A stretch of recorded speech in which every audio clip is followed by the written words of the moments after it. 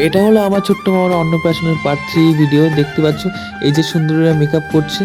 তো সরি সবাইকে বলছি এত লেট করে কেন ভিডিও পোস্ট করলাম। তো আমরা ফাইনালি রেডি হয়ে চলে আসলাম।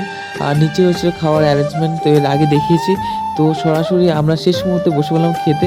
তো আমরা সবাই একসঙ্গে এক টেবিলে বসছি। এক টেবিলে সবাই মিলে বসলে খুব আনন্দ করা যায়। তো আগের পরে কিছু মানে ভিডিও ক্লিপস আমি সেভাবে তুলিনি, সবার সঙ্গে টাইম কাটাতে কাটাতে তার ভিডিওর কথা আমি খেয়ালই ছিল না। তো সোজাসুজি আমরা খেতে বসে পড়লাম। খাওয়ার পর এক এক করে একটা আইটেম খাচ্ছি, খুব টেস্ট ছিল খেতে।